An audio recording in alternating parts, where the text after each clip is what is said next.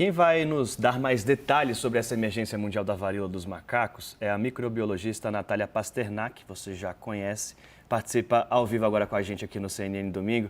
Natália, bem-vinda mais uma vez ao CNN, sempre bom falar com você, bom dia. Bom dia, Daniel, Nicole, obrigada pelo convite. Natália, vamos lá, muitas pessoas vieram com essa novamente na cabeça, ai meu Deus, mais uma pandemia que a gente deve enfrentar, situação de emergência, será que a gente está se encaminhando de novo para uma situação parecida com a Covid? É hora de alarme? Não, não é hora de alarme, é hora de conscientização. Então, primeiro é importante a gente definir o que realmente quer dizer quando a Organização Mundial de Saúde declara uma emergência global. Isso não é sinônimo de pandemia. Não quer dizer que a monkeypox ou a varíola símia seja uma pandemia. Quer dizer apenas que ela é considerada hoje pela Organização Mundial de Saúde como uma doença que tem um risco real de se espalhar por diversos países e que precisa de uma resposta internacional coordenada. Ou seja, o que a OMS está dizendo? Precisamos prestar atenção nessa doença e precisamos de cooperação entre os países membros. Os países membros da OMS assinaram um acordo em 2005 se comprometendo a, quando a OMS declara uma emergência global, eles investirem em formar capacidade de detecção e de informação sobre essa doença. Então, é isso que a OMS está dizendo. Nós precisamos agora dessa cooperação internacional dos países membros para desenvolver capacidade de detecção, de diagnóstico, de testes e para os países reportarem os casos para que a gente possa monitorar globalmente. Então, a definição é essa, não é pandemia, é uma emergência global que requer cooperação internacional, ou seja, vamos prestar atenção e vamos trabalhar em conjunto. Natália, a OMS declarou que aqui no Brasil o risco, da varíola dos macacos é moderado. O que isso significa? Significa que o risco maior até agora foi encontrado na Europa por causa do número de casos crescentes observado ali. Eu ia, inclusive, pedir gentilmente para a CNN que mudasse a designação da doença para varíola símia ou monkeypox, como tem sido tratado internacionalmente, simplesmente para não estigmatizar os animais. Quando a gente fala varíola dos macacos, muitas vezes a gente estigmatiza, as pessoas ficam com a ideia de que os macacos transmitem. Então é muito importante deixar isso claro, os macacos não transmitem, é de pessoa para pessoa, e a gente tem chamado de varíola símia ou monkeypox mesmo do inglês. Na Europa tem um número de casos crescente que chamou a atenção da Organização Mundial de Saúde. Ainda não é o caso do Brasil, mas o Brasil é país membro, tem também observado um número de casos crescendo e tem que então tomar as providências necessárias. Natália, que vírus é esse? Por que ele passou a preocupar? Não é algo novo como o coronavírus? Por que agora a gente está precisando ter mais atenção a ele? Daniel, não é um vírus novo, ele é conhecido desde a década de 50 e nem, na verdade, essa cepa recente de monkeypox, com essas características, ela também não é nova. Já teve trabalhos publicados de um surto na Nigéria em 2017, de um vírus com comportamento muito parecido com esse, que também parecia se espalhar mais frequentemente entre homens que fazem sexo com homens, com a presença de lesões genitais ou anais. Então, não é novidade mesmo, é algo que foi negligenciado lá em 2017, quando, inclusive, o CDC da Nigéria chamou atenção, e que talvez se tivesse sido dada a devida atenção naquela época, não teria se espalhado. O que chama atenção é que agora ele se espalhou, é um vírus que provoca uma doença parecida com a nossa antiga varíola, mas muito mais branda, por isso que a gente chama de varíola símia ou monkeypox. Então, os vírus são de famílias similares, mas é uma doença muito mais branda que causa lesões na pele, e essa cepa, principalmente, tem causado a presença de lesões na região genital e anal. Então, facilita muito o contato durante o ato sexual. E com esse tipo de contato, que esse sim parece ser uma novidade, a doença tem se espalhado e acabou se espalhando para outros países onde essa doença nunca foi endêmica, nunca foi reportada antes. Isso foi o que chamou a atenção do mundo agora. Natália, ontem o Ministério da Saúde divulgou que está em tratativas, né, com a Organização Mundial da Saúde para comprar vacinas, que está negociando, né, com a Organização Pan-Americana de Saúde. Está na hora realmente de nós procurarmos por essas vacinas ou tem até mesmo um atraso em relação a isso?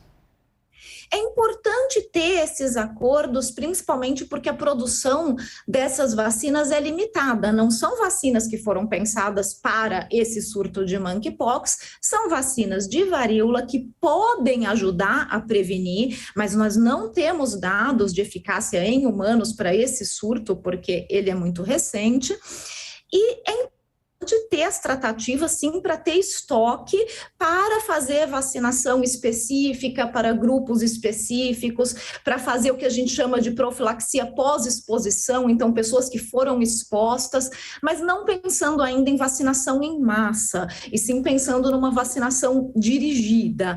Agora, muito mais importante do que a gente ter vacinas em estoque é a gente ter informação correta circulando, para que as pessoas, a população possa se conscientizar sobre o modo de transmissão, o isolamento, o tipo de teste, quem eu procuro. Então, essas informações precisam circular, que vão ser muito mais úteis para conter o surto do que efetivamente uma campanha de vacinação agora. E essa informação, ela precisa passar por barreiras sociais que incluem, inclusive, a dificuldade, não só do Brasil, mas de muitos países, de falar abertamente sobre sexo. Então, a gente precisa esclarecer a população de que essa é uma doença que não é uma infecção sexualmente transmissível, mas que ela se transmite facilmente durante o sexo. Então, se a pessoa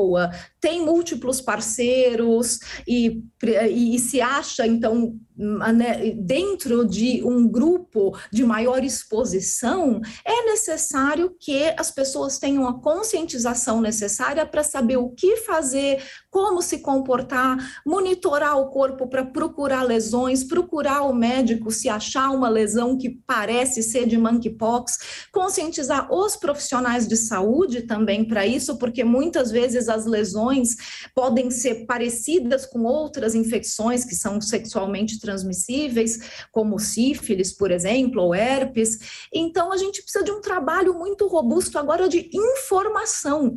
E, para variar, esse parece que é sempre o último trabalho a ser feito, deveria ser o primeiro. Que bom que vocês estão fazendo aqui. Verdade. E, Natália, além da questão sexual, eu queria reforçar aqui, é uma doença que pode atingir qualquer pessoa, seja ela heterossexual, homossexual, enfim, não importa a orientação sexual dela. E fora a prevenção, os cuidados no sexo, o que mais que a gente tem que cuidar para se prevenir com relação a essa doença? Olha, é uma doença que obviamente pode atingir qualquer pessoa, então os cuidados são de você realmente, se você estiver com alguma lesão, você procurar o médico para fazer o diagnóstico, evitar fazer sexo, ter contato íntimo com outras pessoas enquanto você estiver com as lesões, tem que esperar cicatrizar.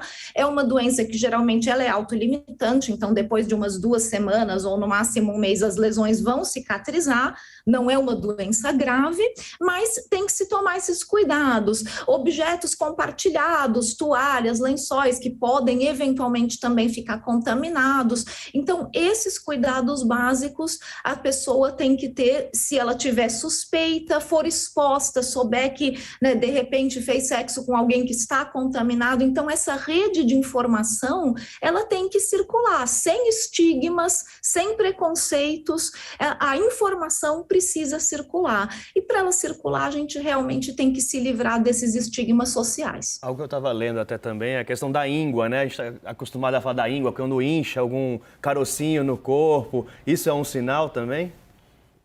É um sinal mais difícil de detectar. O diagnóstico, como eu falei, é um desafio aí muito mais para os meus colegas médicos Sim. do que para mim, que, né, sou microbiologista, para falar. Mas o que eu tenho conversado com os colegas médicos que fazem atendimento é que o diagnóstico é realmente difícil e por isso precisa também circular bastante informação entre os profissionais de saúde. Os sintomas, eles podem variar muito. Tem pessoas que apresentam sintomas de febre, de dor no corpo, de inchaço nos linfonodos e as lesões na pele. Tem pessoas que aparecem só com, de repente, uma lesão só na região genital, anal, que também é mais difícil, às vezes, da própria pessoa perceber. Então, é um diagnóstico complicado e por isso que a gente vai precisar realmente circular bastante informação para as pessoas se conscientizarem e os profissionais de saúde também. Queria fazer duas perguntas em uma aqui, Natália. Ainda falando sobre os sintomas, né? Quem, por exemplo, veio da Europa também tem que se preocupar, manter de repente ali um isolamento, né? Se possível, claro. E aproveitando também para te perguntar o que você gostaria, né? O que ainda precisa ser respondido a respeito da monkeypox? Quais são as dúvidas que ainda existem em relação a isso que a ciência ainda precisa descobrir? Nicole, não tem nenhuma indicação de viagem internacional para isolamento, não, é sintoma mesmo, é a gente se monitorar para sintomas e daí sim procurar atendimento médico, orientação para isolamento, avisar os contatos, tudo isso, mas não de viagem internacional.